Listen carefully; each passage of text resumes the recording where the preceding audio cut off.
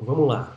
O primeiro vídeo, A Boa e a Má Crítica Literária, de Rodrigo Gurgel.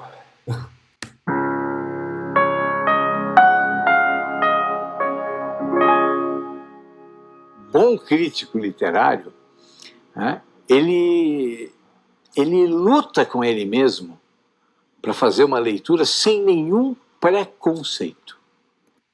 Então, aqui a gente já tem 17 segundos de vídeo e, assim, você for levar, é que eu não gosto, galera, dessa palavra pré-conceito, tá certo? Eu acho que isso daí é um jeito de você diminuir o significado da palavra, né? É você diminuir o significado da palavra preconceito, né? E daí vira pré-conceito, que é um negócio que não significa nada.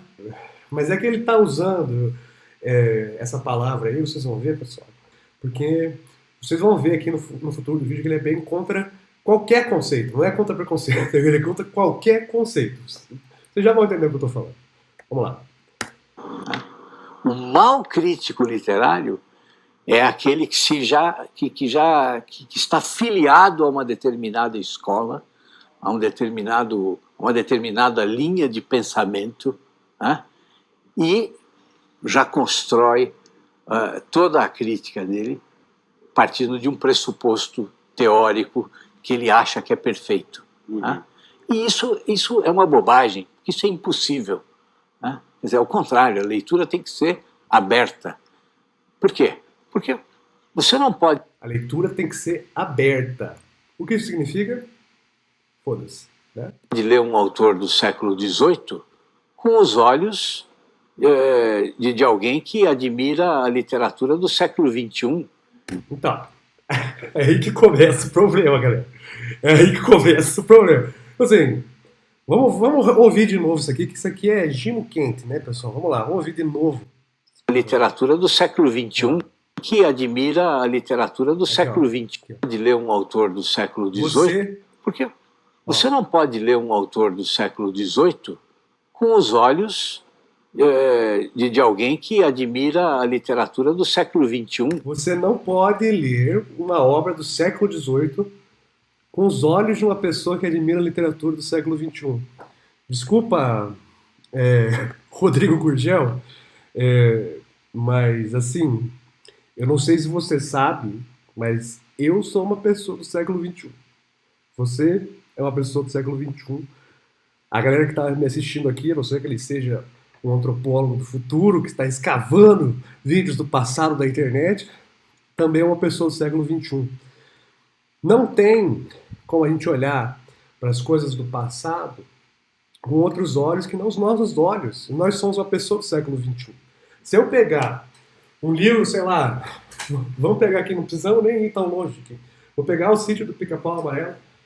Eu não vou ler o Sítio do Pica-Pau Amarelo do mesmo jeito que o pessoal lá no começo do século XX leu. Porque eu não sou essa pessoa, né? Exatamente, é o mito da neutralidade, exatamente. Como é que eu vou olhar para uma obra do século XVIII com um olhar que não seja do século XXI se eu sou do século XXI? Isso é a mesma coisa que, sei lá, eu ir num museu, tá certo? E ver uma carroça, uma carruagem, certo? E me esquecer que existe carro. Não tem como eu esquecer que existe carro, porque eu vivo numa sociedade com carro, galera. Eu vim de carro pro museu. Como é que eu vou olhar para aquela carruagem, entendeu? E me esquecer de que eu tive carro? Isso tem nome, né? Isso se chama anacronismo, né? Não tem como eu olhar. E por que ele está fazendo essa crítica, galera? Ele está fazendo essa crítica porque ele é contra aqui, ó. A gente volta aqui no começo, que ele fala aqui, ó, do mal crítico literário, tá certo?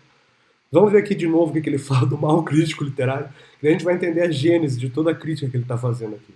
O mal crítico literário é aquele que está filiado a uma determinada escola, a uma determinada linha de pensamento. Né? Ou seja, ó, o mal crítico literário é aquele que já está afiliado a uma escola, uma determinada linha de pensamento, e já analisa a obra conforme...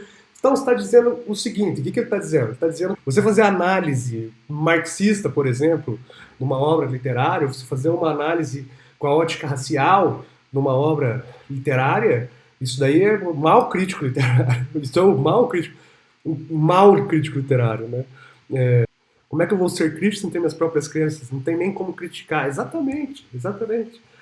Eu tenho minhas próprias crenças, eu tenho a minha ideologia, todo mundo tem a sua ideologia, né? Eu estava vendo outros vídeos desse ser humano aí, hoje, e ele fala da ideologia como se ele fosse um ser pós-ideológico, tá certo? Uma pessoa que não tem ideologia, sendo que todo mundo tem ideologia. Não é errado a gente olhar para as coisas com uma ótica X, com uma ótica Y, isso gera grandes análises, pessoal.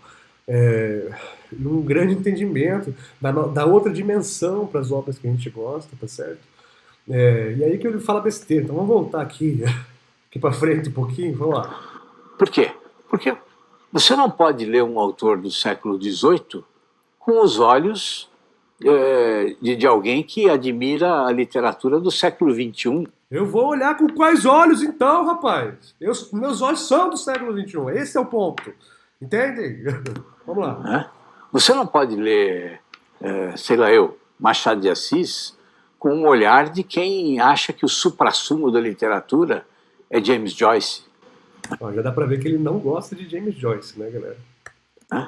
Quer dizer, você não pode tentar encaixar a literatura, os diferentes autores, numa forminha pré-estabelecida que você tem. Não, e aí... Uma forminha pré-estabelecida. Então, de novo, aquele papo preconceito lá que ele é contra qualquer conceito, tá certo? Só que assim, não tem como eu fazer uma boa crítica literária se não tiver conceito bem definido. Como é que eu vou fazer uma crítica literária de um romance se eu não sei a diferença entre um romance e uma novela?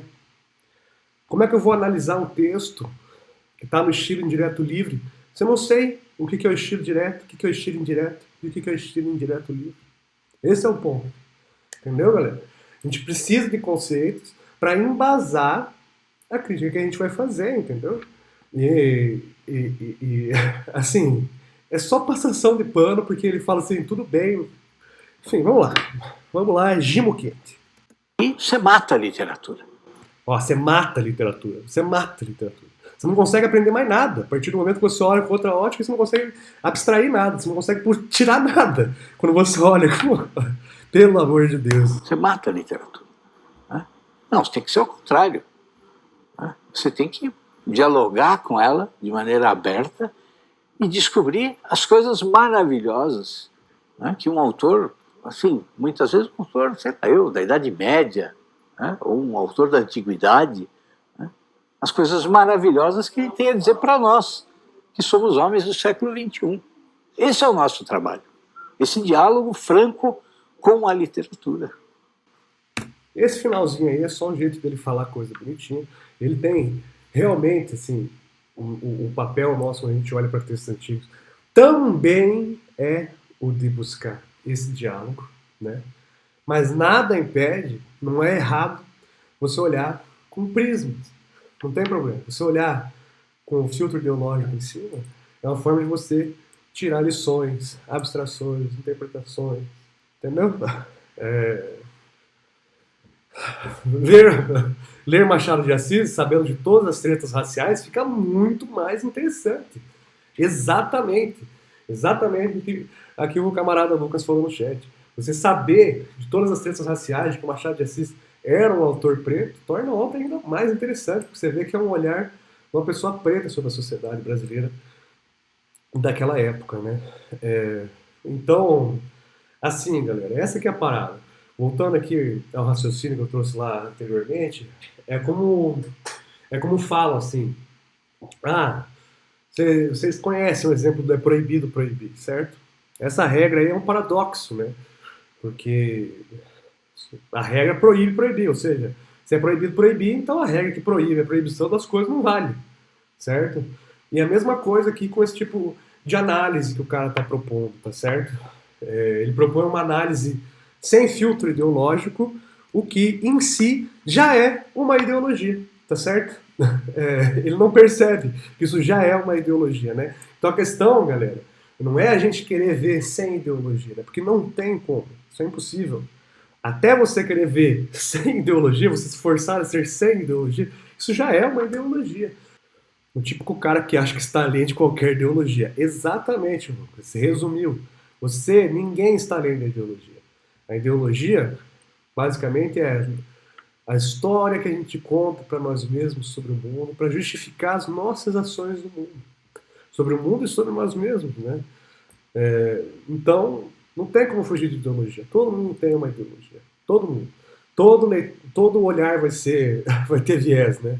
Voltando ali ao exemplo que o cara falou lá, eu não posso olhar. Ele fala aqui, ó. E é curioso como muitas pessoas não acham possível gostar de uma obra, mas ser crítico aos problemas nela e no contexto em que for feito.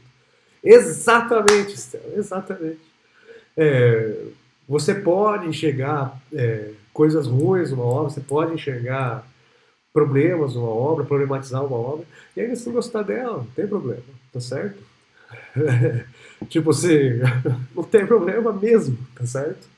Se a obra for importante pra você, você gosta dela, não tem problema. O Lovecraft é o maior exemplo, cara. Quanta gente não gosta de um terror cósmico, né, cara? E o cara era um racista que tinha até o gato dele lá que chamava.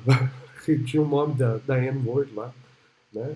E ainda assim a gente ama o terror cósmico, né? E os escritos dele que eram muito legais, né? Apesar de serem problemáticos também, tem todo aquele negócio de, da representação das religiões africanas, etc, né?